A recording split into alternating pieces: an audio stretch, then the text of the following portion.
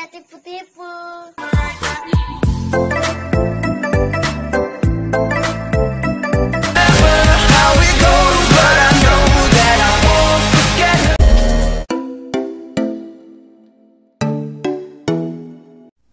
Assalamualaikum warahmatullahi wabarakatuh. Hari ini kita akan belajar macam mana nak menyelesaikan latihan kendiri 1.4. Soalan ni daripada buku teks muka surat 10. Okey.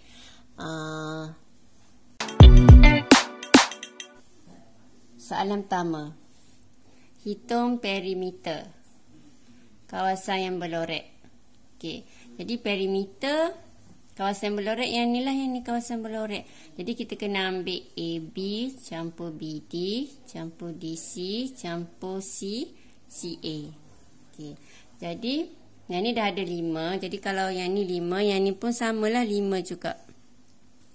Lepas tu ni lengkuk bulatan. Jadi kalau lengkuk bulatan, kita kena guna rumus S sama dengan R theta. Okey, S sama dengan R theta. Jadi rumus untuk lengkuk bulatan adalah S sama dengan R theta. Ni rumus untuk lengkuk bulatan. R ni jejari, theta ni adalah sudut dalam radian. Jadi first step, kalau sudut kita dalam darjah, kita tukarlah dulu kepada radian. Macam mana cara nak tukar? Okey. Jadi, ingat lagi yang latihan yang pertama hari tu kita dah belajar macam mana nak tukar daripada darjah kepada radian. Jadi, kita akan darab dengan pi per 180. Jadi, radian ni nombor dia makin kecil. Jadi, kita kena 180 duduk bawah. Jadi, 180 duduk bawah, atas tu pi. Pi biasa kita guna 3.142. Okey. Jadi, sentiasa guna 3.142 ni lah. Okey, seterusnya tekan kalkulator. Okey, jadi 110. Ni pelajar tekan ni lah kalkulator macam biasa, 110. Okey, darab 3.142 bahagi dengan 180. Okey, jadi pelajar akan dapat 1.9201 radian.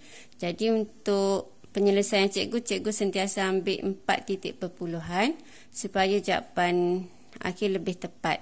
Tapi jawapan buku teks biasanya dia ambil sampai 3 je titik perpuluhan. Jadi terpulang kepada pelajar ikut atas cikgu masing-masing lah. Jadi kalau pelajar cikgu lebih prefer kalau pelajar sentiasa guna 4 titik perpuluhan ataupun sekurang-kurangnya 4 angka bererti. Okey. Jadi bila kita dah dapat theta dalam radian, kita boleh gunakan untuk cari lengkuk yang panjang ni, CD ni. Cikgu labelkan S1, cikgu terus tunjuk kat sini. Jadi ambil jari dia, kena start daripada sini lah. OC ni 9 darab dengan theta dia 1.9201. Jadi kita akan dapat kat sini. Okey. Kemudian kita akan cari S2. S pertama yang besar, S yang kedua ni cikgu buat yang kecil ni. Lengkuk yang kecil 4 darab 1 point. Theta dia samalah, sudut untuk sektor ni adalah sama. Cuma lengkuk dia sahaja yang berbeza. Jadi kita ambil jejari dia 4 dan theta dia, sudut dia dalam radian adalah sama. Jadi kita tekan kalkulator, dapat jawapan yang ni. Okey, seterusnya perimeter kita tambahkan semua. Jadi sini 7 poin lebih tambah dengan 17 yang panjang, dan yang ni sebelah sini 5 campur 5. Jadi dapatlah semua sekali 34.9613 cm. Okey, boleh pelajar? Senang je kan? Okey, seterusnya kita pergi kepada soalan B. Okey, soalan B dia bagi sini dia dah bagi ni panjang lengkuk S, dan daripada sini kita nak guna panjang lengkuk S, kita kena ada jejari daripada O sampai C.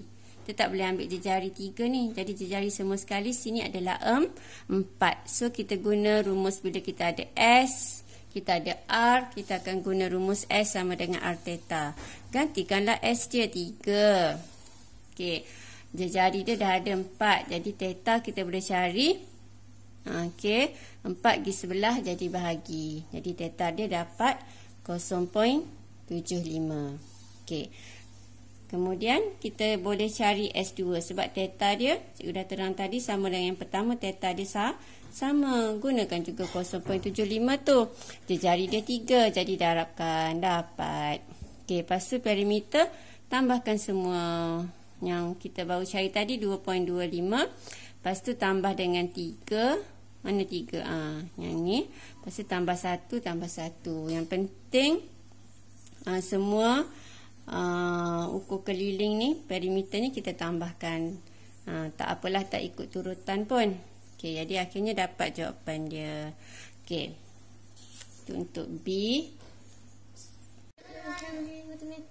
Okey, sorry tadi masa cikgu terang tak nampak ni. Okey, boleh nampak jawapan dia.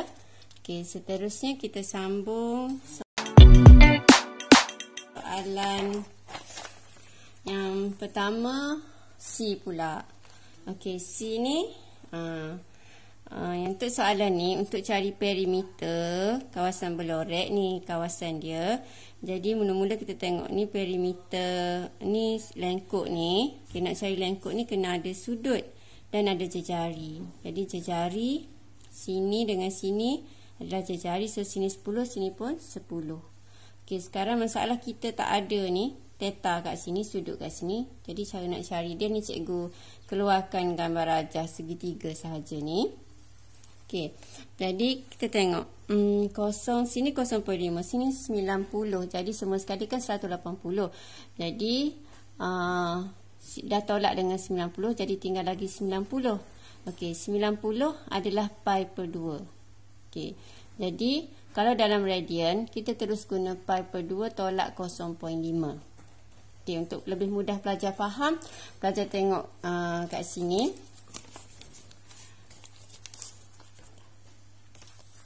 Okey, jadi pelajar kena ingat ni 2 pi.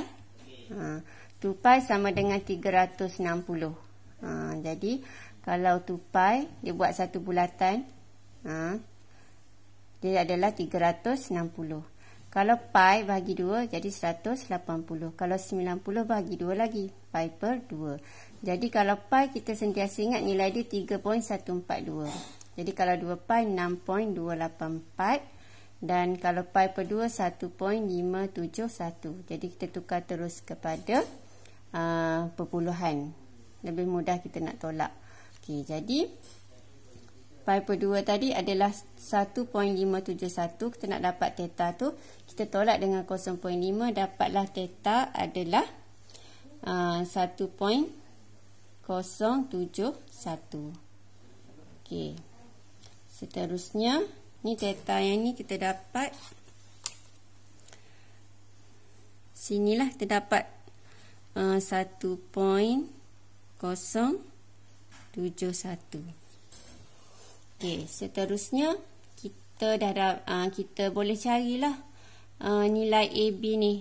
S panjang lengkuk AB adalah 10 darab dengan theta dia. Okey, jadi dapatlah 10.71 cm. Okey, seterusnya dah dapat yang ni, kita dah dapat, kita nak cari yang ni pula. Okey, yang ni cikgu keluarkan segitiga ni supaya lebih mudah awak nampak. Jadi 0.5 ni, bila segitiga sudut tegak, kita boleh guna rumus Rigo, sin, cos ataupun tangent. Jadi kita tengok maklumat yang kita ada. Okey, kalau theta kita duduk kat sini, jadi sini akan jadi apa? Tentang sebelah, sini jadi hypotenuse. Okey, jadi kita ada tentang. Jadi kita ada tentang, kita nak cari sebelah, kita nak cari AC kan. Okey, jadi kalau kita nak cari AC, kita kena guna rumus apa? Long guna rumus apa, Long? Jawab, Long. Rumus tangent. Okey, kita guna rumus tangent. Ni Alung kat sebelah ni pemalu. Acik dah pergi asrama dah nak periksa. Okey.